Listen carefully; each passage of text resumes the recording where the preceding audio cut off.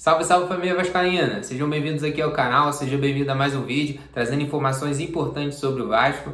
E essa rodada já começou boa, hein? Nossos adversários tropeçando, CRB empatou, Goiás empatou, resultados positivos para o Vasco. O Vasco, se ganhar a sua partida, pode colar ali no G4 e ficar a 3 pontos da zona de classificação para a Série A.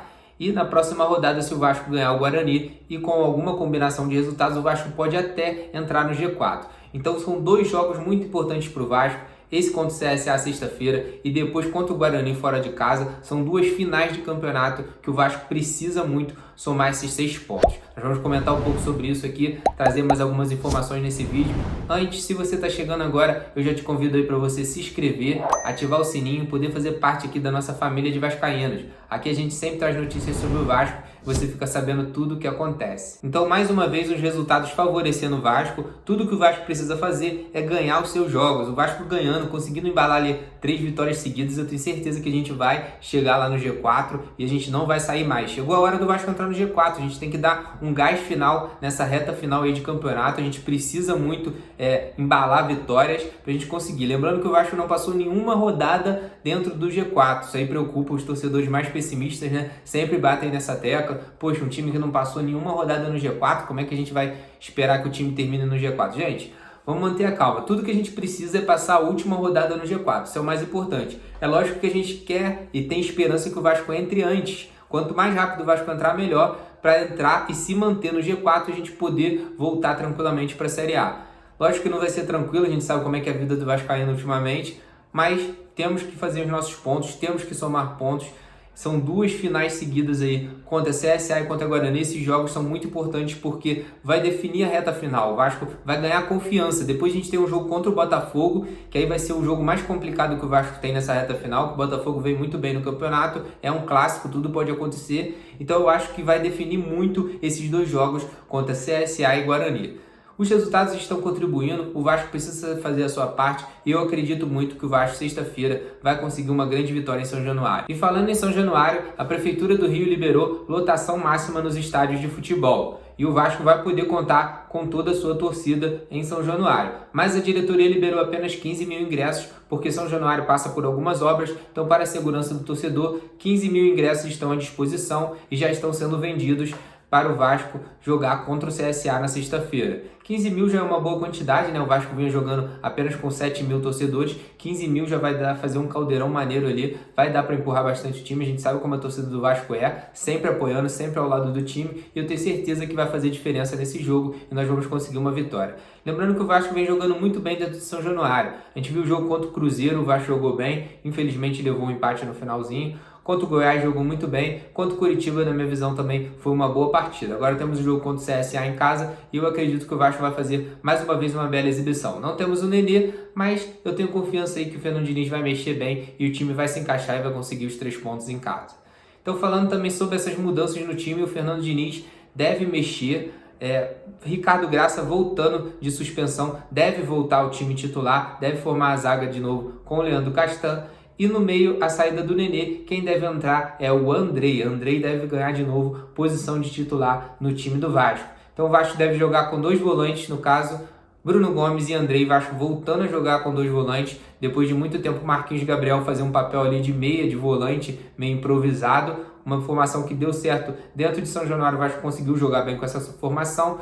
Nos jogos fora de casa, o Vasco não foi tão bem assim, mas conseguiu algumas vitórias também contra a Confiança, contra o Brusque. E tem dado resultado essa escalação do Fernando Diniz. Agora sem Nenê a gente sabe que o time perde muito, mas vamos esperar aí que o Fernando Diniz consiga mexer bem e a equipe consiga conquistar a vitória. E o Andrei, que é o substituto do Nenê nessa partida, deu uma entrevista coletiva hoje à Vasco TV e falou sobre a renovação. A renovação do Andrei, que já tem sido uma novela aí. Alguns torcedores são a favor, outros torcedores são contra. Vamos ver o que o Andrei falou aí na entrevista. Boa tarde, Joel. Então, eu sempre deixei claro a minha vontade, o meu desejo, mas primeiro eu estou focado em colocar o Vasco na Série A. A gente tem 7 jogos aí, 7 decisões. Essa parte assim de contrato, os meus agentes estão conversando junto com o Pássaro e com a diretoria para resolver o que vai ser melhor para mim e para o Vasco. Eu tenho certeza que eles chegarão num acordo, ou então decidirão o que for melhor para mim, o que for melhor para o Vasco. E é minha vontade Como eu disse, eu sempre deixei claro, todos sabem do meu carinho pelo Vasco, do meu desejo, e eu vou trabalhar firme até o final, porque eu acho que é um dever nosso colocar o Vasco na Série A, e meu pensamento está somente nisso. Eu acho que essa parte de renovação, de contrato, eu não tenho pensado nisso, confesso para ti. Vou esperar acabar essa Série B para resolver o que é melhor para mim, o que é melhor para o Vasco, e tomar essa decisão depois que a gente, graças a Deus, estiver na Série A. Bom, então deu uma enrolada, né? Não deu para confirmar nada aí com essa entrevista do Andrei, mas ele provavelmente pode ter alguma proposta já em mãos e deve apresentar o Vasco no final do ano. Se o Vasco cobrir, o Vasco pode ficar com o jogador. Na minha visão, o Andrei é um jogador útil. Ele pode ter um bom reserva, pode jogar também como titular. Eu sei que tem muita gente que odeia o Andrei, a torcida pega no pé. Eu mesmo já falei muito mal do Andrei aqui, mas o Andrei ele vive altos e baixos. Esse é o grande problema aí da carreira dele. Com o Fernando Diniz, ele começou ali vivendo um bom momento quando o Fernando Diniz chegou, mas infelizmente teve uma lesão e atrapalhou aí o seu futebol. Agora ele está voltando, vamos ver como ele se comporta nesse jogo. Mas ele tem muitos altos e baixos. Com alguns treinadores ele vai muito mal, com outros treinadores ele vai muito bem.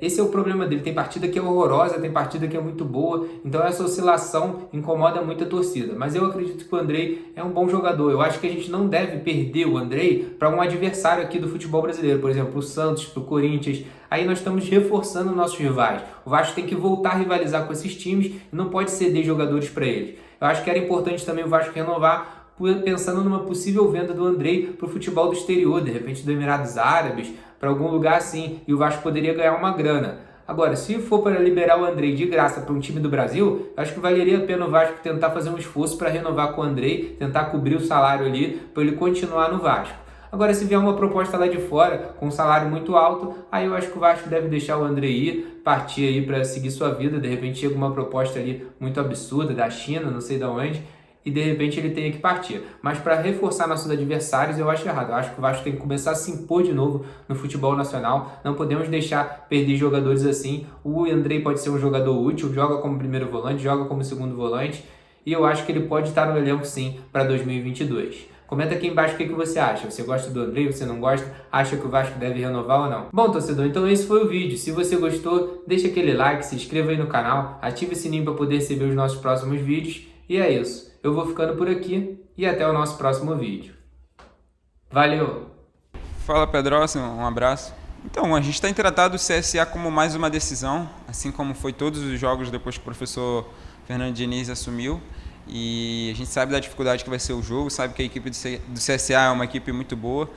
A gente enfrentou o treinador deles já nessa Série B quando ele era do Cruzeiro, então a gente sabe da dificuldade que vai ser o jogo, sabe que é uma equipe rápida, uma equipe cascuda, com jogadores experientes. Mas a gente está preparado, a gente está trabalhando muito no que a equipe do CSA tem de melhor para trabalhar, para melhorar também o que a gente fez no jogo contra o Náutico. Sabemos que não fizemos uma boa partida, então temos que evoluir. Em relação ao Nenê, é um grande jogador, vai fazer muita falta, mas como eu disse, tem jogadores que estão trabalhando, esperando muita oportunidade, e esperando muito esse momento. Então a gente tem que focar essa semana, trabalhar o máximo que puder, resolver os problemas que a gente cometeu contra o Náutico, porque sabemos que o CSA é uma decisão para a gente, ainda mais depois dos resultados de ontem, e entrar no jogo como se fosse uma final para ganharmos esse jogo e encostarmos no G4, que é o nosso objetivo.